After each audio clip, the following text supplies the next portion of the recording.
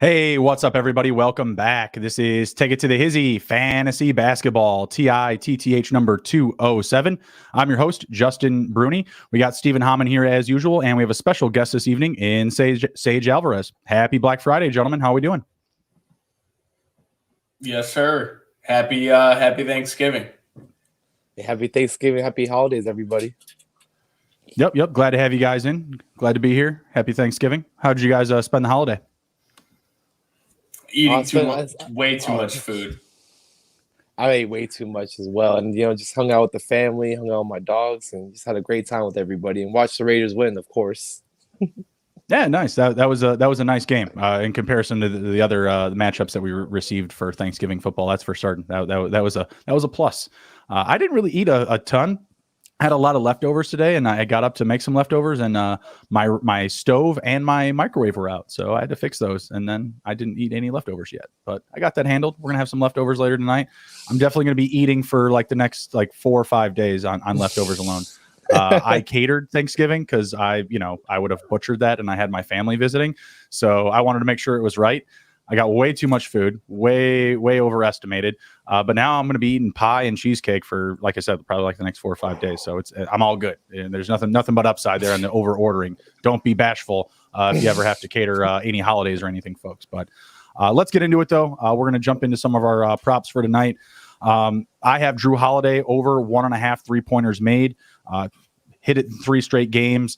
The Bucks themselves have hit 15 plus 3-pointers in 3 straight games, so a little bit extra upside tonight. I like them up against Denver on the road. We'll get to that here in the preview, but I got Drew Holiday over 1.5 3-pointers. Just needs to hit 2. Like I said, he's hit it in 3 straight games.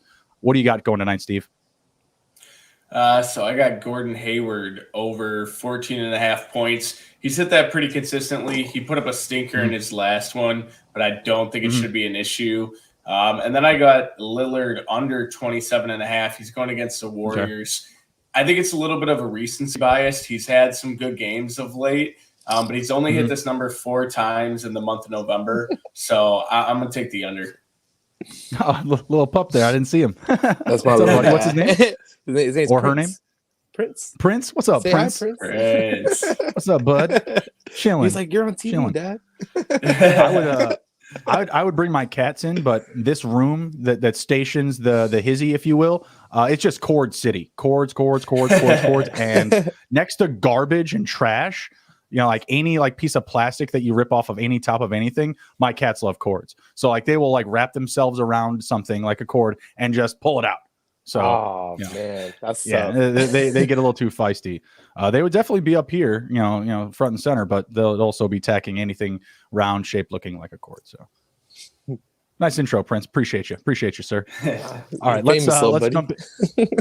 He's getting up there. All right, let's jump into our Monkey Knife Fight props. We've got Malcolm Brogdon going against Fred VanVleet. Points race here. You have Brogdon's number at 19.5 points, and you have VanVleet at 18.5. I like the under for Fred, and I like the over for Brogdon. VanVleet has he hasn't built any consistency to go over a number like this, back to back multiple times. He's only done it once or twice this season. So I think I like Brogdon here. A little bit more defense out of him and more offensive upside. What do you guys like? So I'm going to go unders on both of these. VanVleet, like you said, I think you actually alluded to that last week or maybe the week prior. He had come off a big game, and he can't post those consistently. So I like his under. I just never know what I'm going to get with a team like the Pacers, so I got to take the under for him. Fair enough. What do you think, Sage? I'm going to go with the over for both these guys tonight. I do think there's a lot of momentum after the Thanksgiving. I do think the energy is flowing a little bit higher in these next couple, especially today. So I do think the defense is going to be a little bit let down, a lot more shooting. So I'm taking the over for both these guys tonight. All right, I like it. Going off that Thanksgiving vibe, can't hate it. All right, next up we have Giannis Antetokounmpo going up against Nikola Jokic. Again, a points race here. Giannis's number is at 26.5, and Jokic is at 24.5. What do you think about this number, Steve? I'm going to make sure really quickly Jokic is there is a decision or not a decision if he's going to play. So I'm going to go over on Giannis. I just feel like Giannis in the Yep. So Jokic is out. so Jokic is out. Okay. So give me the number for Giannis, and then give me the number for Aaron Gordon. And instead of 24.5, give me 22.5 for Gordon. So I'm going to go. I still am going to go. Yeah, go ahead, Sage. Oh no, you got this, boss. My fault. I'm going to go Giannis over still on points. I still like him. And then Aaron Gordon, I'll go over. Okay. What do you think, Sage? Aaron Gordon, I'm definitely going over now. I love that. I love that bet right now. And for Giannis, I might just go under that. I think it's a little too much. I think it ends up with maybe like 22, 23, but not saying he doesn't have a great game, but I do think that 26.5 correct? Yeah, I think it's too much. I think he's gonna go under that. A lot of opportunity for Gordon since Jokic is out. Jokic had hit that number 7 out of his last 10 games. With Gordon out, I would assume that he would be the focus of the offense. I don't think you're trying to, drive the tempo with, Jeff Green Jeff Green and JaMychal Green. Yeah, I don't think that they're going to be the guys to get it done for you. So I do think there is more opportunity for Giannis with Jokic out. I'm going to go the over for him. And Gordon at 22.5, I'd say so. I mean, like I said, who else is going to put up points? It'll be, him, Will Barton, and then maybe a mixture of Jeff Green, I'd imagine. All right. So next up, we have our game previews here. Let's jump into these. Steve, if your internet goes out, we'll bring you back in. Don't worry. Just keep popping back. Definitely. All right. First up, we've got the Atlanta Hawks traveling to Memphis, coming in as road dogs, +1 on the spread. Even money on the money line. You're looking at -105 for the Hawks, -115 for the Grizzlies. And the over-under in this game is at a large 227 points. Atlanta Hawks are coming in on a 6-game winning streak. Do we expect them to keep streaking, or will Memphis show up at home? What do you guys like? We'll start with Steve. So I'm going to go. I think Memphis can beat them here at home. I think that's what drives the factor for me. I think they'll cover the 1, but I don't mind one or money line really doesn't matter to me. Yeah. So, I think Grizzlies can. Hawks have been playing really, really well of late, kind of surging, showing what they were late last season. They started really, really slow. But I don't like them to get it done on the road. Fair enough. What do you think, Sage? I'm definitely going the Hawks tonight. I do think they could pull this off. I do love the energy that they've been bringing lately. I mean, just the win streak alone has been impressive to me. I don't think they're slowing down tonight. I think they're going to keep the momentum going, and I definitely see it. Probably I'd put it at like a 5-6 point win for the Hawks. I don't think it's going to be a nail biter. I think it's going to be more relaxed, maybe towards maybe some foul situation for free throws at the end. It's going to be a really close one. To me, the biggest factor for the Hawks is they're 8-1 at home, and for a total record, they're 10-9. So playing on the road, I lean against them. Slight edge towards Memphis, but my favorite pick in this one is actually the over. Both teams are scoring at a great rate right now. Atlanta, they rank sixth for points scored per game, and Memphis 7th. So top 10 in the league. And Memphis isn't playing their fair share of defense. They rank 30th for points against. So I think the safe pick here is going with the over, despite it being pretty large. 227 is a big number, but I expect both teams to score a lot of baskets tonight. Give me the over 227, and I slightly lean towards Memphis, but Memphis is also kind of in that category of just like teams I probably shouldn't bet on, but I do, like the Spurs, like the Bengals. They're just inching into that group. So I think, to me, the over is more in play. What do you guys think about that number? I do like the over just because the Hawks, they're a very offensive team. And Grizzlies have been that more this year than, say, last year. I do still think, though, they have enough bodies where they could play good defense. I like the number right at 227, but I'll go over. What do you think, Sage? Man, I'm just gonna go. It's gonna be one of those bets where it's just like right under it. It's just like one of Right. those like 2 points, but no, they're definitely they definitely bring the high score in every game. I just think that it's a little too high on 120, 126. Mhm. It's too much for me. I'm gonna have to go with the under for me, and I think they get close to it, but I don't see them going over that. This to me is actually one of the games of the night. If this game doesn't go to overtime, it's going to be disappointing. It's going to be a really good matchup. Obviously, the Bucks they're not settled. They're saying it's a 1-point game either direction, right? So if it comes down to that, I really like this one to go the distance, maybe into extra quarters here. Trae Young and Bogdanovich were game time decisions. They are fully healthy, so they're going to be playing the regular workload tonight. DeAnthony Melton, still a game time decision for Memphis, but he's coming off the bench. I really like what they're working with in Memphis, especially Ja Morant. So slight edge, I lean towards them, and I like the over, like I said. But like Sage mentioned, it's going to be pretty close probably. It's a high number. All right, next up, we're looking at the Toronto Raptors traveling to the Indiana Pacers, coming in as road dogs, +4 on the spread, +155 on the money line, and the over-under is at 210 points even. So we'll start with Steve here. What do you like, boss? The Pacers might be my team that I just don't need to bet on. They're my Pacers to your Spurs, because I mean they. Oh, maybe lost him again. Beat the Bulls, then you got me. We got you, but we missed that take there. If you want to try to pop that again. All right, well, let's kick it to Sage. What are you looking at in this Toronto Raptors and Pacers matchup?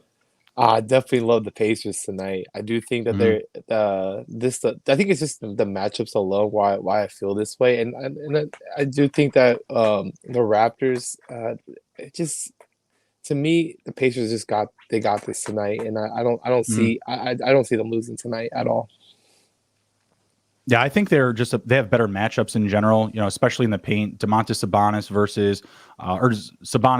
and Turner versus Siakam and Precious Achiuwa. Earlier today, I was looking at the lineups, and they had Siakam and Barnes actually at the 4 and 5, but they've moved Achiuwa to the 5 because it looks like OG Anunoby is going to be out of this game with him being out, with Khem Birch being out as well. Like they're not really deep right now. The Pacers have been playing really well. Like Steve had mentioned, as he was kind of bleeping in and out there, they did beat the Bulls recently. So they've played, pretty well to the level of their competition, I'll say. And I think that Toronto tonight's just going to be, a level behind what they're usually, putting out. They did have a nice win up against Memphis in their last game, but again, with missing OG Anunoby, the matchups in the paint, I don't love that. And up top, like Brogdon versus Van Fleet, that's kind of a wash. Gary Trent versus Karis LeVert, kind of a wash. But even in those, I still lean towards the offensive upside of the Pacers and Brogdon and LeVert. So I like them a lot tonight. What do you think about the number of 210 points for the total? I might go under that, actually. I think it's going to be a lot more defensive battle between these guys too, in the same sense. But I do think there's some players that will get hot, but I do think that they won't be able to get that tonight. I'm going to take the under on that one. Yeah, the Raptors are coming off a big win, but I think that they may struggle to put up over 100 points tonight. Like I said, that matchup in the paint with Sabonis and Turner over Achiuwa and Siakam, I think that just lends too much favor to the Pacers, and they're going to get a lot of easy buckets early in this one. I slightly would prefer the over, but when it's that low, I go that low, and the Pacers are trending to the under. They're 9 and 12, and or 9 out of their last 12 have hit to the under. Excuse me. So definitely going that direction. I like the under 210. Next up, we have the Washington Wizards traveling to Oklahoma City. They come in as road favorites, -7.5 on the spread, -300 on the money line, and an even lower total at 206.5. I think we both like the Wizards here. SGA is going to be out of this game for the Thunder. Are they going to be able to keep pace without him? No, they're not. I'm going Wizards on this one. It's an easy one. Yeah. Do you think they can cover the 7.5? You think they can win by eight or more? I think they can win by I'll finish up around 11, 12 points, if not a blowout. I think it's a blowout tonight, to be honest. It could even get to the 20s. That's what Oklahoma I'm saying. City, they're a funny team though. They're 6 and 12 on the year, but they're 12 and 6, against the number. I just don't trust them without SGA. Like if SGA was in the lineup tonight, it's different. Yeah, exactly. I'd probably take him at you buy the 7.5 up to 10 points. You lose some of that value. You'll probably get it at -210 or -215, but I'd feel very safe taking that. I like the Wizards. I agree with you. Give me them on the money line. Keep it simple, but there is some better value available here, definitely on the spread. What do we think about the 206.5? I still like some of the matchups that the Thunder have, especially in the paint, especially with like Darius Baisley versus Kyle Kuzma. I think you can body him up a little bit. Do we think we can go over 206.5? Like, it's a really low number. I'll go over on this one, actually. Yeah. I like the over with Kyle Kuzma actually having a solid game tonight. And honestly, I think with the way the points will work out, I do think they're going to hit it by like at least over like 7 points. Okay. I think it's more of a safe bet. Like, I don't think you're going to be sweating it out at the end. It's a hard number to sweat because, I mean, like, you got to hit less than 105 to 100. You know what I mean? Well, SGA though, that's what makes you feel you're. I think everyone takes the over SGA plays, and they'd have to like, make it way probably like 110. You know, make it. They have to at least move it up more if he was playing. Right. So yeah, just see if they can keep it competitive too. Yeah, I hear you.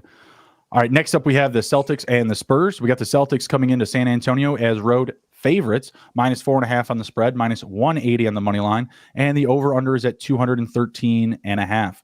The Spurs have lost 6 in a row. The Celtics, they're kind of treading water here. Win a couple, lose a couple. Who do you like here in San Antonio? I like the Celtics tonight. I'll definitely go in the Celtics direction. I do think that Jason Tatum is just that guy, and he's just, to me, the Spurs don't have a Jason Tatum stopper, and this where they do not. They do not. And it looks like Jaylen Brown should be back tonight as well. I'll see if I can get a quick update on that. Tatum, I would have took him without Brown. That's how confident I would. Yeah. Well, if they were missing Brown, they would also be missing Robert Williams as well. Looks like Richardson's going to be out. So they'll be missing a little bit of depth, but I trust this roster more so, obviously, than the Spurs. They're just 4-13 on the year, not getting it done. They have a decent record ATS, 8-9 on the season, but keeping games close isn't going to do it for me. I'd actually like to stay away from the spread because the Boston Celtics are still a very weird team. I could see them being up in this game and blowing a large marginal lead. So I'll stay away from the spread. -180. I'll take the Celtics there as well. And what do you think about the total of 213.5? I'm going to take the over on this one. I do think the Spurs will have a little bit. They're going to put up a good fight, but like I also believe like what you're saying, where it's going to be at one point it's going to be a blowout, and then the Spurs bench might come in and get some more of those points and cover the gap. So I really do feel I agree with you on that one. Yeah, I'm going to go the over 213.5 as well. I just don't think that the Celtics, and I say that not because they're not going to score at any given point. It's just that sometimes they just forget to play defense. They're not a great team in transition. They don't play very aggressive on defense. I like Marcus Smart and what Robert Williams bring to that lineup defensively. But without Williams tonight, I think that takes a level away. And Marcus Smart, like, they can never really manage his minutes well enough. He should be playing a lot more than he is. So I think that there will be some upside for the Spurs at some point in this game. Give me the over 213.5. All right, next up, we've got the Pelicans traveling to Utah, coming in as big road dogs, +13.5 on the spread, +700 on the money line, and the over-under is at 217.5. The Pelicans are doing some weird things with their lineups. They've moved Brandon Ingram down to the 2. They've inserted Herbert Jones in at the 4 just to get a little bit bigger. Josh Hart still rounding things out at the 3. But Utah, I mean, this team's just been solid all year long. Clearly, as the books are laying -1100 on the money line and a 13.5 point spread. So, Sage, do the Jazz win by 13 plus? Are you willing to lay the points? No. All right.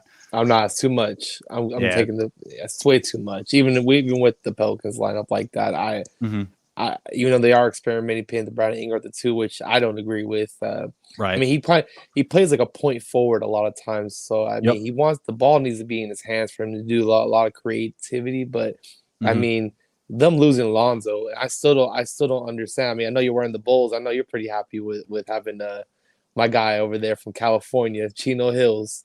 I mean, yes, sir. I remember watching him his senior year, and it was one of the craziest things I've ever seen. I've seen really 8th grade LaMelo, and I was like, that guy's gonna be #1 overall pick. I mean, just seeing those guys, I was like, the talent was always been there.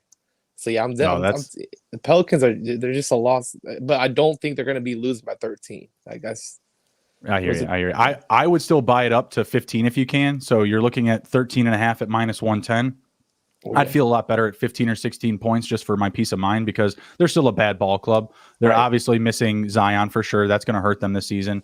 I honestly don't see Zion coming back. I don't know what there's going to be left to come back to. You know what I mean? And then you get him for one more year in a contract year. They're doing everything they can to try and extend him. I don't think it's going to happen. I don't even know how much he'll play for them next year. You have to do the Porzingis way, where you have to force yourself out of that. Because if you look through the history of the players going through those type of contracts, every superstar signs that extension the minute it's offered to them, because they're secured all that money guaranteed now. You're going to go one more year with a $100+ million contract guaranteed. It's rough. I mean, he gets another torn ACL, gets another injury. Is he still worth the max? And a lot of people say, yeah, he would, but it's a risk. Definitely a huge risk. I don't think he's going to come back this season. It would be way too risky for them. But for next season, I really don't know how much he's going to play for him, because I don't think he sees himself with the Pelicans long term.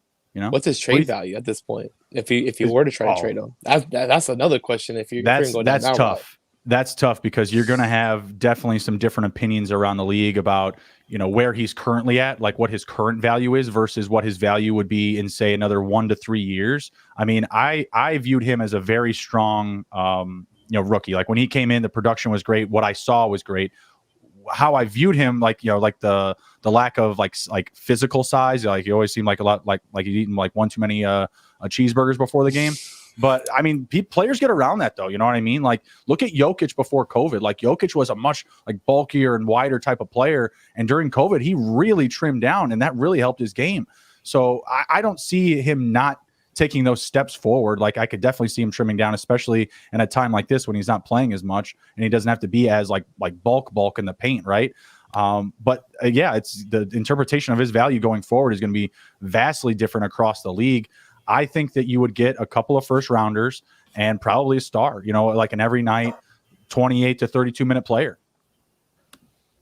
I believe that. No, that's what I would need. You need all three of those pieces right there you just mentioned. Because at this point, like Zion, his market value, like if he goes to a small market, I don't see him baby.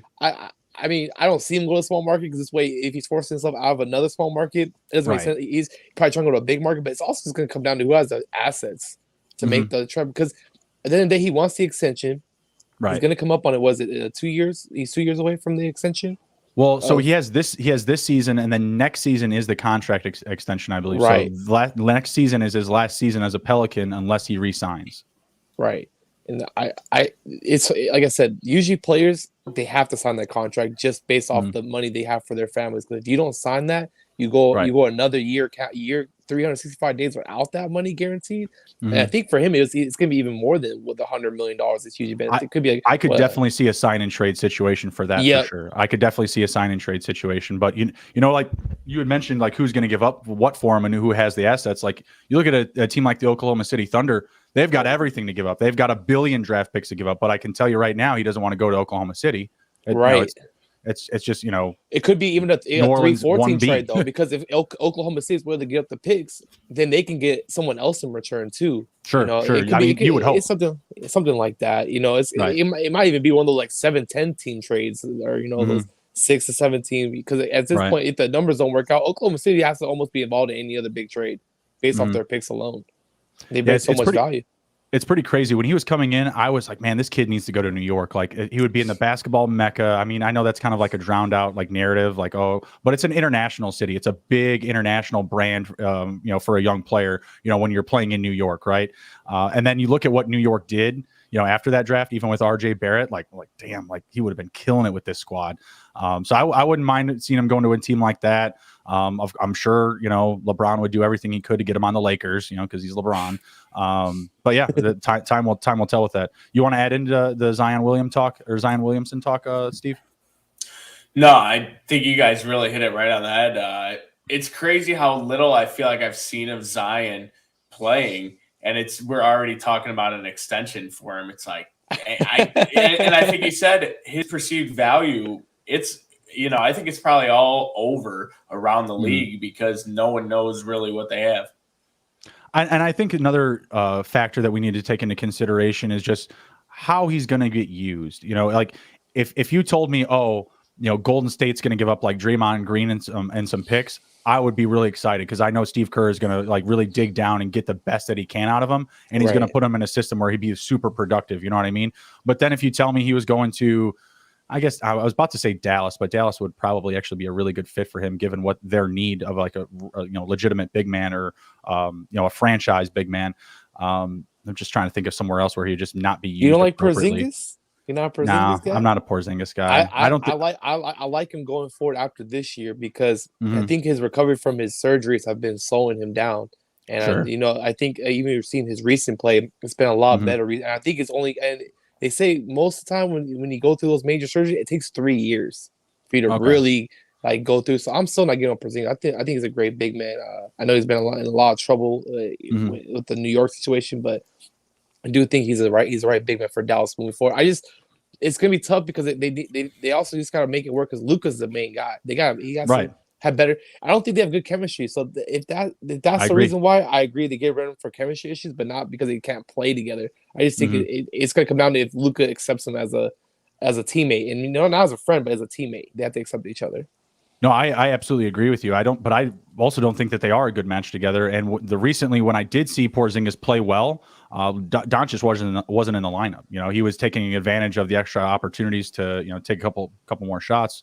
But I don't think that they're a good match with each other. I would try to be, if I was in Dallas, I'd be trying to using him as a trade piece, to get whatever other upgrade that I wanted. Zion maybe.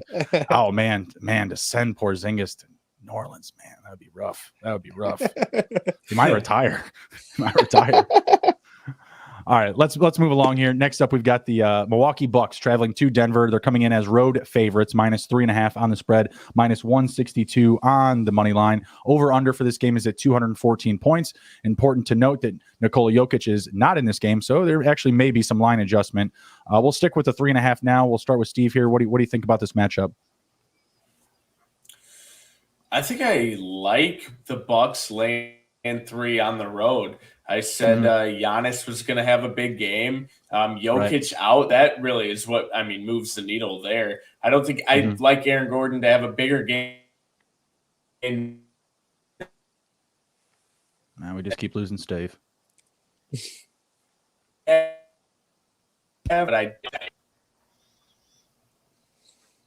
the bum internets. All right, Sage, help us out here. Bucks Nuggets. No, it's not working. You want to try one more time, boss? No, take it away. All right. Well, I'm definitely. I like you said the under was what 214 on this one, or what was the? Yeah, it's 214, and there actually has been some movement. The Bucks are now 4.5 point favorites. So with Jokic out, they moved it 1 point. I feel like it should be more, but they're on the road. I gotta go with the Bucks. I think that line. I think that line is just too much not to take on that one. I think they're gonna get it. I do think that I'm gonna take the over on the points too. I think this is gonna be a great game. With no Jokic, I think it's gonna speed up a little bit more. And I think the points are gonna increase because of that. Okay. Yeah. I like the over. I just think it's too low a number at 214. Nuggets are usually getting totals like 223, 225. And even in these games where the best player or the franchise player is out, I still see teams having a ton of success. Look at what the 76ers are doing. I think the Nuggets, I agree with you, they'll put up the points, but they're not going to bring home the win. Give me the Bucks on the money line here at -190. I got them earlier at -150, so I'm feeling really good right now based off of this line movement after Jokic is out. So give me the Bucks there. I really don't want to mess with the spread. Like I said, I already took the money line earlier, so that's what I like. And I like the over 214 as well. Steve, now he's out. I don't know. It was looking very clear. It was looking pretty clear. And then he just disappeared. All right, no worries. Moving along. Keeping it moving. Next up, we've got the Portland Trailblazers traveling to Golden State. Warriors 6-point favorites at home, laying -240 on the money line. Trailblazers are at +200. Over/under is at 225. What do you like here, Sage? Well, I'm definitely going to take the over on that one. I do think it's going to be a high-scoring game, so I'm definitely going over. And I'm going to go with Portland on this one. I do think Dame is going to have a great game tonight. And I do think that this the momentum of Thanksgiving. I do think that with Portland on how they've been playing recent, I just think that Dame's going to have a great game tonight. I think they're going to get the job done. I don't think the Warriors are going to have too bad of a game. I just think that Portland's going to get it done tonight. Yeah, I mean, if you're on the Blazers, I'd like to take them at like maybe +7 or +8 on the spread, but I'm still going Golden State 16-2 on the season. Super profitable team for me all season long. I'll rest easy if I go to bed early tonight that the Warriors will take care of business, and I'm going to wake up to some profit. Here on the East Coast, right? Right. You get cracking into like midnight, 12:30, and like you're just like watching this game. It's like, man, if it's not a good game, and you're just crashing on that couch. So hopefully the Warriors will take care of business for me, and again, I wake up to a little bit of profit, but. I love the Trailblazers. I'm a big Dame Lillard advocate. The past 3 years, he was my pick in fantasy basketball every year until this year. And I got lucky, because he's had a very slow start this year. I was all angry that I missed out on him, but everyone was taking him at like 5 or 6. And for some reason, I get 8 and 9 like every year. But past couple of years, that's where he's been falling to is like that 8, 9, 10 spot. Couldn't get him this year, but he's had a slow start. Not the worst year not to have Dame Lillard on your fantasy team. Yeah, it's that new rule change, man. With the way the refs been calling games, it's affected everybody, and I love it. Doncic too. Oh yeah, just in the NBA in general, points were just down for the league. So I do think they improved the quality of play with the rules. So I'm not opposed to it, but it's hurting players. It's hurting a lot of people that are expecting a lot bigger fantasy numbers from some of their favorite players. Yeah, but it doesn't sound like the players are that against it. If anything, it seems like the players are in favor of it.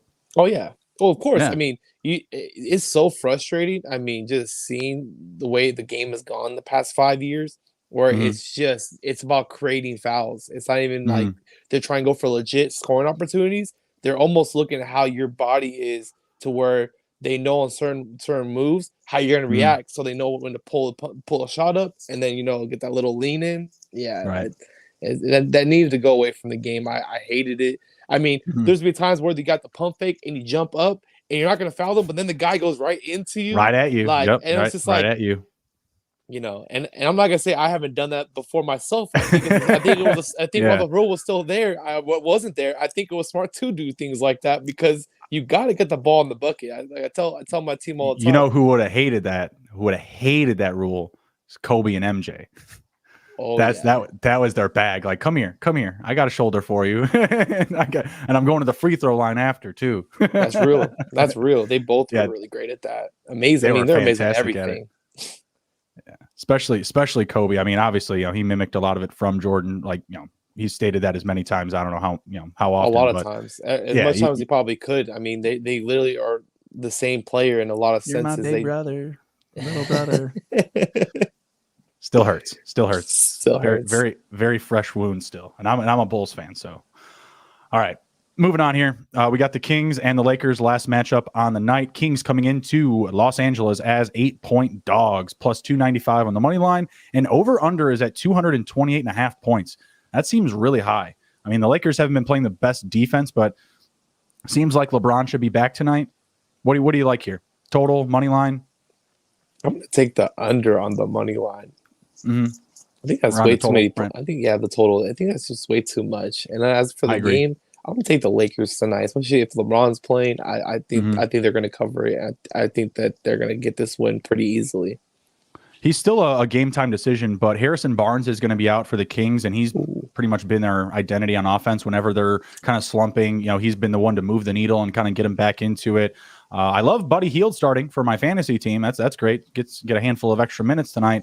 But if he's matched up with LeBron, Halliburton and Fox, they can provide some offense, but it won't be enough. And Fox hasn't been hitting his mark, shooting efficiently. He's shooting a pretty low percentage. He's been very inconsistent in the scoring. Even if LeBron doesn't play, I still trust Westbrook and Davis to take care of business. Do you think they can cover the 8 points? I do think they cover the 8 points. I mean, they don't even got Luke Walton right now. They just made Luke the scapegoat in that situation. Terrible. And if you look at that situation, it's all been on the GM or whoever's making the picks. Mm-hmm. That's what it really comes down to. I don't disagree. Luke Walton's a damn good coach, in my opinion. We're having just with fellow coaches. I'm like, the players got to play. Like, you can only do so much as a coach. Like, you could pit. I told some guys just looking at we're watching one of these games. I'm like, they could have John Wooden coach that team, and they would still lose. And they could have like just a rec coach who just coaches just regular coaches his son's team. He can go coach and win that game with this team. Sometimes it's about the players, and I just don't think that Luke Walton was the one that should have got fired for the situation. I think the GM. I agree with you. I think it's a very young group, and I just don't think that they were going to respond to Luke Walton at the end of the day. Like maybe it's a generational thing. Maybe they need somebody younger. Maybe they need a players coach. Get into like that Steve Nash territory. I agree with feel like that. I think that might be a good fit for the way at least the locker room culture is now. That's not to say that may not change. I don't know.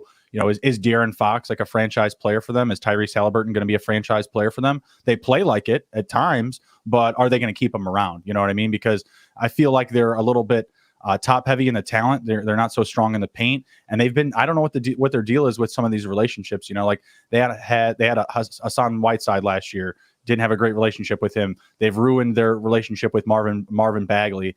I don't know. Maybe that is more of the GM. I don't think it would have been Luke Walton. I think Luke Walton is a pretty all-around coach.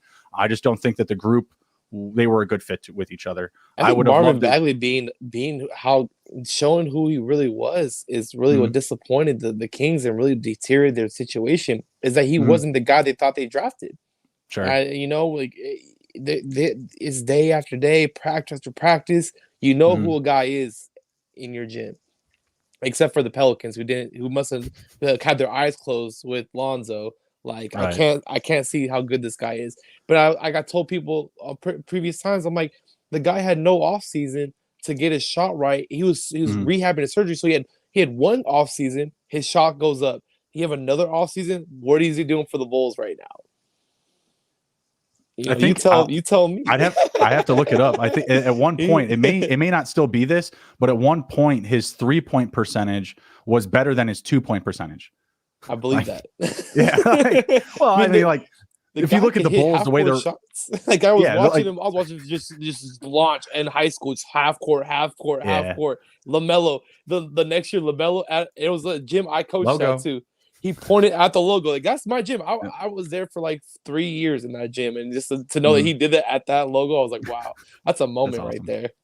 That's really cool. No, he's been shooting well, but I mean, the 2-point percentage thing, like it just kind of makes sense if you look at the way the Bulls run their offense. Like he's not going to actually take a lot of 2-point shots, because you're obviously going to try to get, easy buckets inside with DeMar and Vooch. And then Levine's going to be, doing his thing on the perimeter, trying to stretch somebody, create some opportunities inside. Lonzo's doing the same thing. I said that he was going to have a great year in his third year, and he kind of threw that in my face. His fourth year, I've been impressed. And to be perfectly honest, this offseason, when I heard like, oh, we got Lonzo, I was kind of, I was like, really? He should have been a lot better this year. And then Steve, if he was here, he would have told me, it's like be easy. It's a new system. Should be a lot of fun. And at the time, I think we knew that Kobe White wasn't going to be playing for a while. He just got back recently, so there would have been a lot of opportunity for him. So I was very hesitant at first.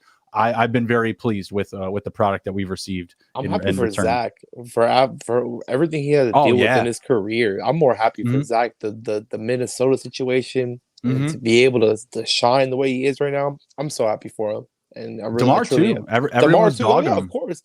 Especially when he got LeBron axed him from the Lakers to get Russell Westbrook. I mean, You're talking about losing Buddy Hield and DeMar DeRozan for Russell Westbrook, and it's a lot of pressure for Westbrook because I was looking at you like DeMar's killing it. Buddy's killing it. What are you doing for us right now, bro? Lonzo's killing it. I mean, they had to get AD.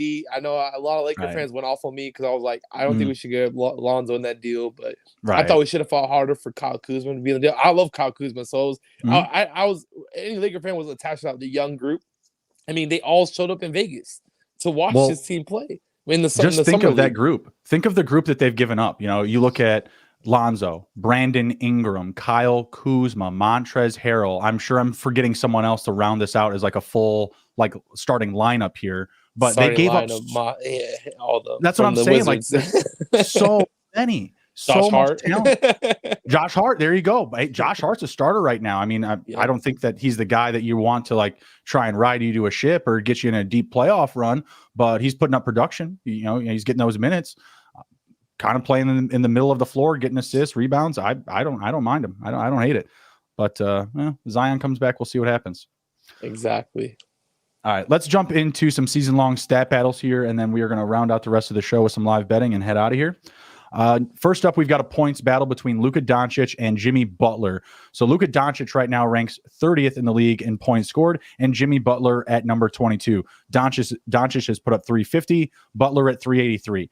When it comes to the end of the season, Sage, who is going to have more points? It's going to be Luca.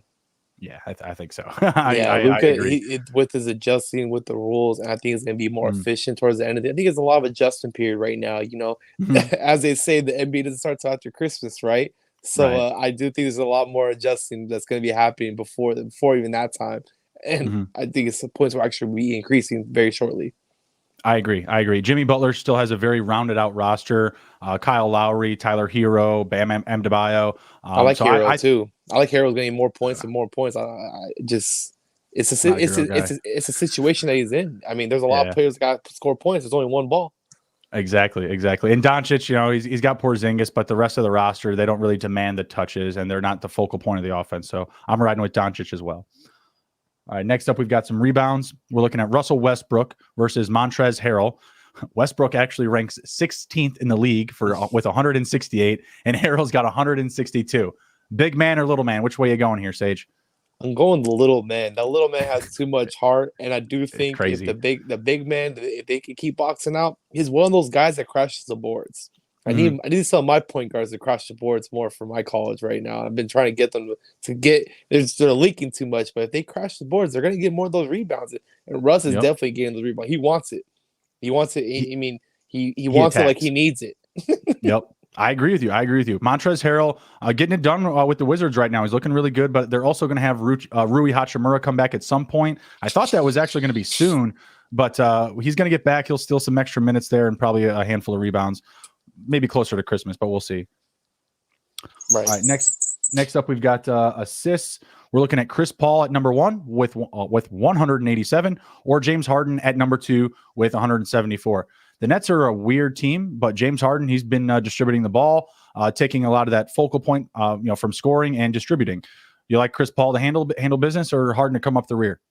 I like Harden, man. I'm gonna always go with James Harden on this one. It's a Sun Devil. I mean, I went to Arizona State, so I just gotta stay loyal. I can't go against James Harden, man. That's my boy. It's the beard, man. That's why I even have my beard right now. All right. Someone asked me the other day, like, "Oh man, it's a great beard. No shave November." I'm like, it's like a couple of weeks, man. Like, I'm probably gonna shave like tomorrow. Probably shave on the 27th or 8th because it itches. I'm not one of those people that likes to have like a beard for forever. I just grow it until it's a nuisance and then shave it. Grow it until it's a nuisance, shave it. Right now, a little itchy. A little itchy. Yeah, I try to see with mine. I've been doing, not experimenting, but like really I know what I'm doing, because like at one point I never had a beard because this part wasn't growing in, so I kind of I do the shaving trick. So right now I'm trying to get this this part above my cheek. It's on one side too. It's too weird. Okay. That's why I have to trim it down, but I might have that full James Harden beard coming soon. But I'm working on it. It's a week by week with my barber, so I'll be ready. Hopefully next season you'll see me with just it sounds beard. Like you got a good plan for it. It sounds like you got a good plan. If I want to grow facial hair, I just don't do anything. That's about it. I wish I was like that. I was baby face until like 23, 24. I hear you. Yeah, I had the baby face problem. I had it too, but right when I went to college, it started coming in like I should have been like 16 getting it. You know what I mean? It was like, man, this is the wrong time to be getting all this random hair on my face. Not cool. Not cool. I was shaving a lot then though, and that's how it builds up, like that's when they tell you like, oh, the more you shave it, the faster it'll grow. Like, okay, well, it actually has to grow first, okay? Right. My goodness. I'm shaving these little baby hairs that don't even exist. Yeah, that stuff was not cool. I was not a fan of that. But it sounds like you got a plan, so I trust you. I think you're gonna handle business.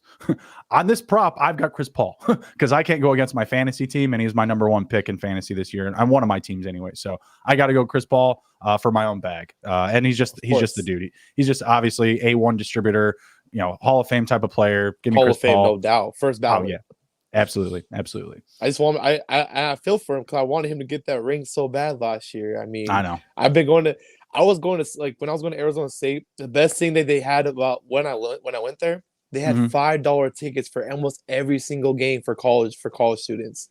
Damn. And where I lived at, they had it's like a light rail. And the light rail will take 20 minutes, free ride. to the stadium, and it pulls up right in front. So I'm going there for $5, get it right there, and right back home. And I'm talking the walk from the light road to my house, 5 minutes. And I'm How bad was the team during that time? I mean, we're talking. It was even before Isaiah Thomas. It was Goran Dragic. I mean, okay. Oh, no. Goran Dragic was the man. I went there for Goran Dragic because that guy would make me. He'd be more worth the $5. I mean, whoever he's going against. I mean, there was a game, and I actually didn't get the $5 ticket. My boss from my Boys and Girls Club, he got it for me. I went to see LeBron, the Heatles played, and Michael Baisley had one of the greatest games I've ever seen Michael Beasley play in his life. He had he's 26 points. I mean, it was a good game. That's awesome. 2 to 3 minutes left. I was expecting a blowout. I was not expecting. It was packed. It was a packed house. I mean, I was glad I got to see the Heatles because there's some teams you need to see in person. I saw Mike as a baby, so I say I saw him, but I don't see. Yeah. No, I was way too young to be into sports like that. Like when Michael was doing his thing, I think his last championship they won in '98, I was probably in the 3rd grade. You know what I mean? Like I cared about playing sports, not really watching it. You know what I mean? Just being outside.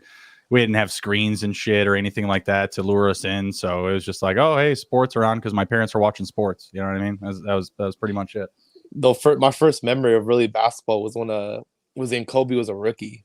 And Nick Van Exel and all of them. I was at the Forum before Staples Center got built. Not a lot of Laker fans my age have been to the Forum, where the Lakers played in there. And I got to see one playoff game, the Rockets versus the Lakers, but it was a Shaq Kobe days, man. That was the start of the fun going to the games and just seeing them, the dynamic. Shaq was as a kid, I'm looking up this guy's huge.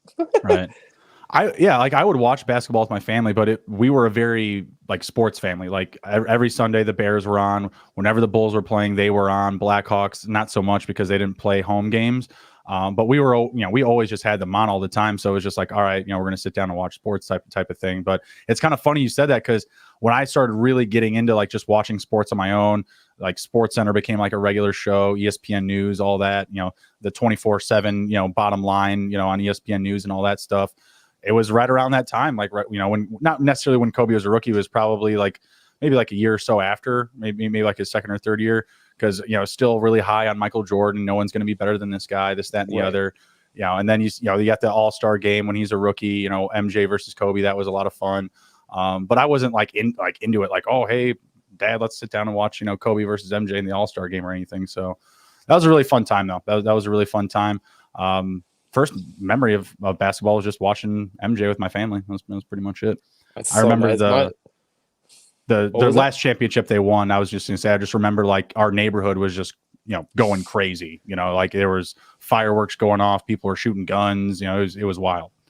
I can only imagine that, especially with the Jordan and even though the Lakers had a really good hype, the Bulls, Bulls hype was so much greater. And I'm so glad we got to see the Last Dance. Those are just, and just for from the Lakers side, when I grew up, it was the Lakers. I went to each of the Laker parades when Mark Manson did his thing on the stage. Right. You just don't forget those things, man. When that's why I think it's so important, for the parents to get their kids involved in sports as early as possible, get them to enjoy these moments. I still remember to the T when Robert Horry got that rebound, when he got the tip out and he hit those 3, where the whole house silent as could be, eyes up. You just don't forget those things, man. I just think it's so important that, parents stay involved and get their kids watching NBA and watch. And, everyone says it's not fundamental. These are the NBA. These are the best of the best. These are 300 to 400 of the best players in the world. And it's the world now. It's not even when Michael was really getting the world into basketball with the Olympics, with the Dream Team. Now we're seeing the success of all that. We're seeing the Lucas come out. We're seeing the Giannis's come out. Giannis had a terrible scouting report. I don't know if you read some of the people that were NBA. Oh, he really worked his way up. Too. He's kind of got that Tom Brady approach to it.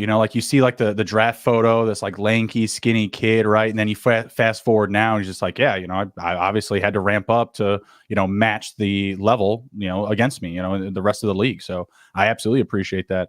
And to your point about Michael, kind of blowing up the sport in general, that's why everyone said that every player should give 10% of their salary to Michael. That was a real thing because he made the game, a legitimate product, not just for people to watch, but for, brands to get associated with, Nike, Pepsi, Mountain Dew, that's what brought up the league. And, nowadays it's, TV contracts, it's Enes Kanter attacking LeBron for, not, being against China, LeBron's like, hey, I love billions of dollars. Leave me alone, bully.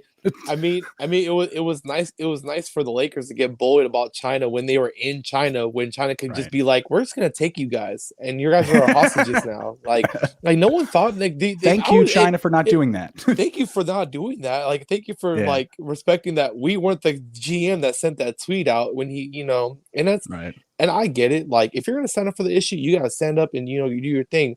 But at the same time, like, you left some of your brothers in the NBA in China while that happened. So I don't think that was fair for them. Don't think that was right. I think everyone has the right to express how they feel. And that's why I'm glad to be American. And I'm blessed every day. I mean, I keep my flag, my flag over here. Like, it's a real thing, man. My grandpa fought, my great grandpa fought in World War One. My grandpa fought in World War II and he was in Pearl Harbor and had to survive that. So for me, like, I'm just blessed I'm here on this show, because the odds were I wasn't supposed to be here today. And I think for a lot of us, if we really look at the odds of how we would be just to be here today, I think we would be a lot more appreciative, like, each and every day. Yeah, absolutely. Just to let alone be human, let alone to make it through all the crazy shit that humanity's thrown at us. Right? I feel it. I feel it. All right, let's straighten her out a little bit. Let's do this last prop here, and then we'll head out with some live betting and have a enjoyable rest of our night. Points, rebounds, and assists for the rest of the season. Right now, Paul George has 5 more than Tatum at 710 to Tatum 705. Total points, rebounds, assists. Paul George kind of being that guy for the Clippers. Tatum, he's the guy for the Celtics, but he's still got kind of a more rounded out pool. The Williams guys, Marcus Smart, Jaylen Brown. What do you think here? Who do you think finishes with more points, rebounds, assists between the two? I'm going with Paul George on this one. I do think that he's more the focal point. I do think that, especially you said Brown was coming back too. I think there's a lot of heads to feed in the Celtics, and I do like Robert Williams. I've been one of my coach, Coach Rob, had been telling me Robert Williams. He showed me on Sleeper app, like, this is the guy, and I was like, man, I should have picked him up earlier. But now, even coming to this season, he just took another step. So I'm excited for him. Even it's only the beginning for Williams, so I'm excited for him. And the Celtics we'll see what they do. I know that they want to get in the Ben Simmons situation. I think that Ben Simmons would fit with the Celtics. I just don't know who you give up. That's the only thing about the situation. I think Celtics should be a contender, but at the end of the day, like, how do you get him? And you're not giving up Brown or Tatum or Williams. No, well, I feel like they might give up Brown for him, but I don't think that they should. I mean, they wouldn't give up Brown for James Harden, so you shouldn't give him up for Simmons. But between the two, I would think that they would keep Tatum and distribute Brown in a deal like that. I mean, is Dennis Schroeder enough for the 76ers? Like, I feel like they would just prefer Tyrese Maxey, who's been playing pretty well. And then you look at, like, is Aaron Neesmith on their radar or anyone's radar? The Celtics love this guy, but he hasn't really done anything that amazing. Robert Williams maybe, but he's been kind of hurt this year, so I don't know if they pull the trigger on that. But the 76ers don't need Williams. They've got Drummond, they've got Embiid. So I don't exactly. I don't know what you can really do there. I think it would be like, some of these other guys like Jabari Parker, Enes Kanter, like it's not enough for me. Like they have some depth on their roster, but it's nothing, I think that gets them in that sweepstakes other than, hey, here's our 2 picks and Jaylen Brown. But I don't agree with that trade. I wouldn't do that. And Simmons hasn't been playing basketball either. Like, I feel like that has to drive down the value. When is Brown's contract up? Because he's after the extension already. So he has a couple more years? Am I correct on that one? Lonzo? For Jaylen Brown? Oh, Jaylen Brown. I'm not sure. I am not sure on his contract. I think it might come down to contract, because you have Simmons is locked up for another 4 years. So I think that's the only scenario I see. But yeah, you're probably right. It probably would have to be Jaylen Brown. And if it was Jaylen Brown, I probably wouldn't want to do it at that point. I would try to get anyone else but Jaylen Brown. But you're right on that. So Jaylen Brown signed a 4-year extension for $106.33 million in 2019. So that runs through 2024. So he's got 2 years after this year. Okay. fair amount of I'd probably still take Brown. I'd probably still take Brown, but I do think that if there was a way for them to get involved with that sweepstakes, but yeah, you're right. Those are pieces that it'd have to be like a 3-14 trade. But I think that you're right. You're probably right on that. I probably thought in my head, I probably just thought that they had more assets to give up for that trade. But if it's not Jaylen Brown, you're probably right. They do have assets. I just don't think that they're assets that the 76ers want. And it's so weird, that whole situation. Like, what the 76ers were asking for this offseason for Ben Simmons was literally like everyone's farm. And I don't understand why that made Ben Simmons so upset. Like, what they were asking for valued Ben Simmons at like this like top 5 player in the league. But he's like, oh, no, you don't want me. It's like, bro, do you see what they're asking for you? Like, they want like value back, like they're giving away a top 5, top 10 player. They're giving up one of the best defenders in the league. I don't even care about his offense, his defense alone. He can be a problem for a lot of players. But I get that. His offense is always gonna be in question because Kobe said he's always gonna regret it if he doesn't work on his shot and doesn't get a shot. And that's what we're seeing right now. But agreed. Simmons is a player. He could play. He can get in the fast break. He can get people involved. I just think that it's a sad situation without Doc Rivers that is just always stuck in the middle of something like this and having to, try to get this guy on our team. And then when he goes to practice, he doesn't try. He's a headache. He's a pain in the butt. Is what a lot of coaches deal with. I mean, and it's just, I feel for him. I don't think Ben's being professional at all. He's going to say if it's mental problems, I'm just like, well, you're mentally not being professional. Like, it's at the end of the day, like, you're causing them mental problems. You're causing grown men to not sleep at night. So, like, as long as you're not sleeping at night, I know that they're not sleeping at night because they want you on the team. Because you have to play. We're not giving you up for no role player. Like, we're not giving up for Robert Williams. And they're not just going to trade him to somewhere that he absolutely wants to go either. Like, they are in the driver's seat here. Like, and they've been just fine without him. They've shown like, hey, like, we can still win games without you. And they didn't go deep into the playoffs because of him. Like, if you look at his performance in the playoffs, defense was there. Couldn't play offense though. Most importantly, not even just making shots, but just being efficient at the free throw line. He shot a career low at the free throw line. If he's just shot what he shot during the regular season, which I believe was 66%, which is terrible, they still would have made it out of whatever round they lost. They still would have won. I think it was the Bucks, and their games were just super close. I can't remember who knocked them out of their rounds. But he was just going 2 for 7, 1 for 8 from the free throw line. It's like, buddy, just do what you did during the regular season. We're not asking you to shoot 7 for 8. We're not asking you to shoot 6 for 8. We're asking you to shoot 4, 5. Like, come on, like, finish at the free throw line. These are professional basketballers that are not hitting free throws. No one defending them. They're on the line. They can take deep breaths. I mean, you guys make hundreds of, like, for him, he's making hundreds of millions. He's making over $100 million in his career. Like, at this point, like, these guys are working on their free throws, and he still can't get the job done. That's what's disappointing when you see guys, even like Lonzo, when his free throws were atrocious. And I'm just like, I know you work on your free throw, bro. Like, what is going on? Like, how do you shoot that bad? You might as well just take a jump shot at this point from the free throw line, or just something. Like, I just, if anything, if your free throws were so bad where it's in the 30, like Drummond, I was like, at one point, I was like, how do you not go granny style at this point?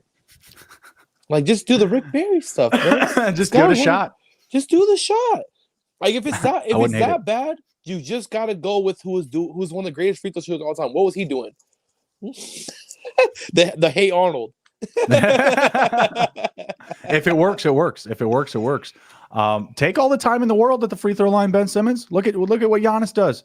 Maybe you'll get it called every now and again. The time limit. Hilarious. That was hilarious. When they were counting him out, and he's at like 14, 15 seconds. The crowd's like, whistle, and the referees are just like, nah, we'll get it next time. I need the cover. I need the spread, whatever it is. Makeup call. Yeah, exactly. People don't even know that that's why a lot of makeup calls exist, man. Like, I'm certain, especially in the NBA, because the refs just play so much of a consistent role in the game. Oh, of course. I mean, people just gotta know refs. Gotta know how to work the refs. You gotta be mean though sometimes, because you gotta make your players. Your energy has to go up. I mean, as a coach, I only had one technical in my entire life, and the referees came up to me really concerned, And I was like, I had to get the technical, fellas. You see my team, their heads are just looking down because you guys weren't calling nothing for them. And Right. Sometimes they're like, there's situations you get to get technical. Like I'm gonna learn from these guys because I'm like, there's certain you see NBA coaches and they just go crazy. I'm just like, you're about to lose the rest of the game as an NBA coach. Like, I'll be like, this is a game I need to be in, but they're doing something so strategic because they know their players are heads down. When I look back at some of the times where the coaches just get themselves out of the game, I'm like, why do they do that? And you watch back the film, and it's like, okay, it makes more sense. The referees were getting the players' heads, and the players were just letting the referees affect them. So if the coach isn't on your side, then that means it's you against the refs. And you know how people, some people, how everyone takes the refs. I mean, you go down to LA or 20 or like a gym, and you have people ref each other. We're still arguing, like or shoot for it. That's funny.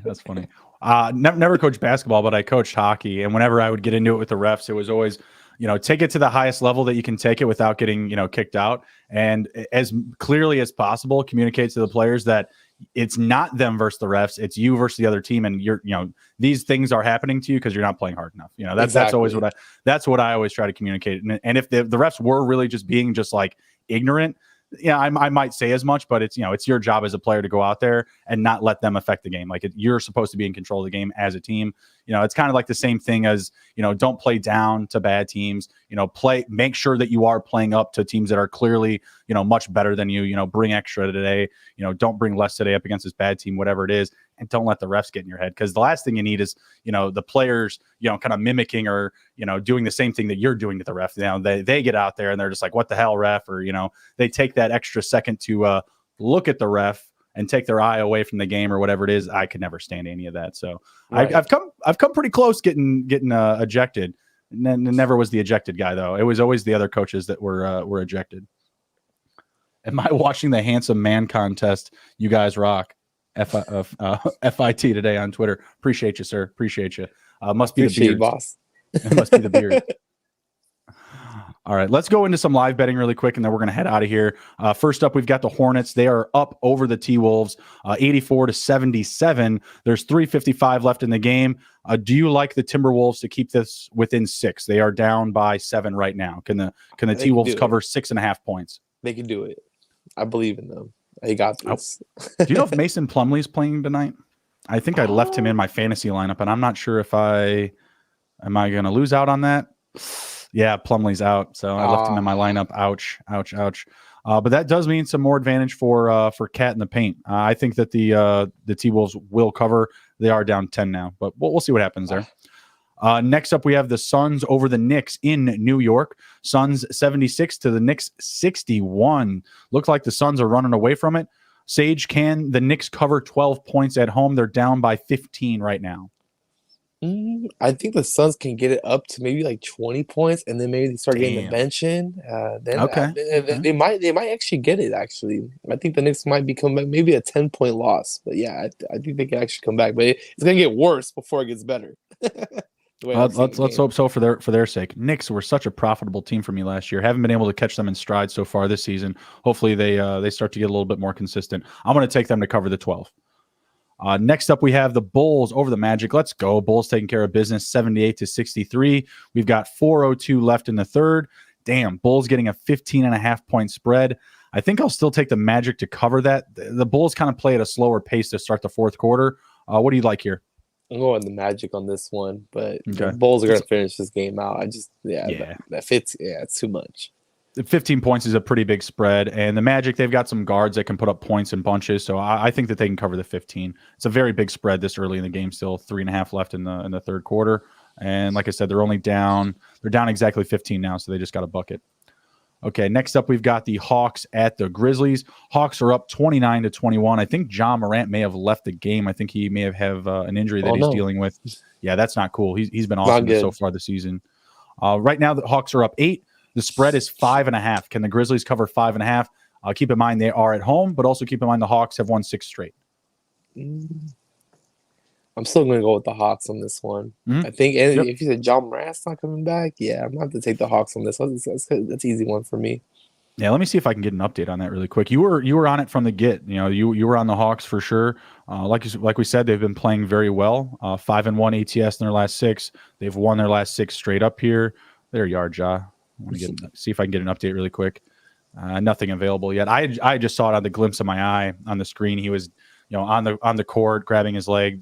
Teammates and refs were around, so I'm not sure what's going on there. No sound is off. But let's move on here. Next up, we've got the Raptors and the Pacers. Raptors are up over the Pacers. Kind of surprising to me, actually. 41-39, so it is a close game. The spread right now is plus 2.5 to the Raptors. Do they keep it within 3? Are they going to stay this way the whole game? Now they're up 43-39. I'm going with the Pacers on this one. I think the Pacers are going to continue to chip away, and it's a really close game. So I'm going with the Pacers on this one. Yeah, I still trust the Pacers at home, and the line is actually moved down to minus 1.5 for the Pacers. I think I'll take that. I still feel more confident with them. Like I mentioned earlier, those matchups inside, I'll have to get it on the tube here and see what's going on. Maybe Sabonis and Turner aren't stepping up, but those two have been such a great tandem all year. I'm going to trust them down the stretch. Listen to this. Thunder up 41-33. No SGA, no problem. They've got an 8-point lead right now. And they have plus 2.5 on the spread. So will they wind up winning outright or losing by 3? What do you think? I mean, I'm kind of shocked by this, honestly. I'm That's shocked. eye-opening. That's eye-opening. I mean, if they're gonna have this type of night, then I'm gonna go with the Thunder. Just let them keep rolling. I mean, I picked against them, but I mean, they're gonna come out. Here's the thing is about NBA. You can win on any given night if you got if you're shooting the way you're supposed to be shooting. It's one of those. NBA players are still talented, man. Even the ones that aren't the top dogs. I mean, even without SGA, they're still playing like this. That's impressive to me. It speaks a lot about their character of the team. I agree, and there's still a fair amount of time left. It's 8:07 left in the second. They went on a really good run to start this quarter. I think it was 14-6, now 14-10 in the second. Wizards have brought it within 6 since we've started the conversation here, but I think that the Thunder will just cover again. Give me them at plus 2.5. Maybe buy it up to 3 or 4 just for your peace of mind, because I do expect Bradley Beal to move the needle here. He's going to get the Wizards back in this game. It'll be a close one. That should be a fun one to the finish here. But man, Thunder, they just love to show up and just cover spreads. Like I said, 12-6 on the year. It's crazy. I love it. All right, and that's the last one that we had. The Spurs and the Celtics just started. The Spurs are up 4-0, but literally they just had tip off just a minute or so ago. So we're gonna head out. But before we do, please be sure to let everybody know where they can find you, find your content, your show schedule. I know that you and Barry Long on Twitter, you guys do a show daily. Let everybody know where they can find you. Oh, yes. You guys can find me on Twitter at @SageDup. We got Gold Long, the show. We got Barry Long. We got Mo Murphy on the show. I mean, the show's been highly successful so far, so I hope you guys can tune in along with watching this show, too. I mean, and also on Facebook, you can find me at Sage Alvarez, and Instagram, you can find me at SageDup.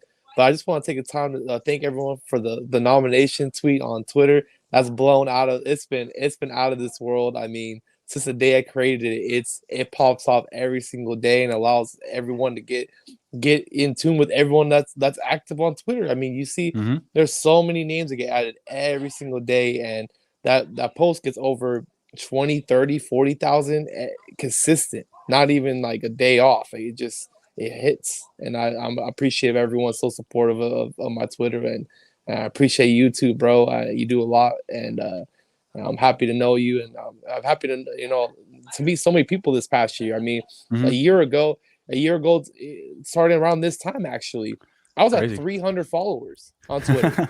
I didn't know nobody. 10,000 plus now.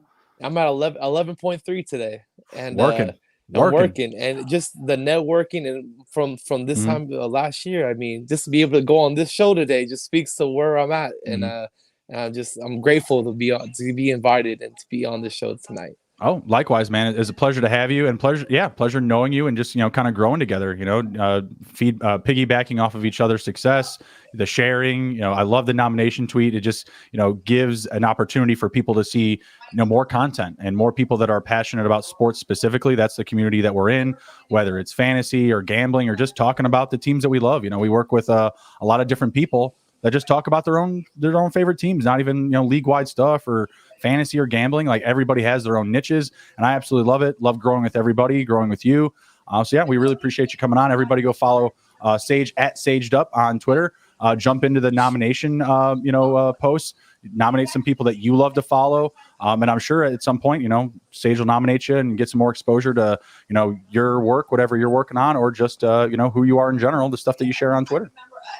I'm always there to help everyone. I'm trying to help as many people with their podcasts as possible with fantasy analytics. I mean, I'm all over the place nowadays, and I'm super grateful to be in a position where I can actually help people, and that's where I love people helping people, and me, that's what it comes down to. It's a beautiful thing. People helping people. No, that's what makes the world go around, man. And I love being in the groups that I am with you. Everybody's very supportive. Everybody's got each other's backs. It's a community, and I love being a part of it. I love having you being a part of mine, and vice versa. So we'll definitely have you back soon, man. If you want to come back on for basketball, for football, whatever, we're here. I would love to. We'll get into it. All right. Take care. Be well, everybody. We'll be back Sunday morning with fantasy football, Monday with fantasy football, and Tuesday with fantasy hockey. Take care. Be well. Be good. And if you can't be good, be good at it. We'll see you. I love it.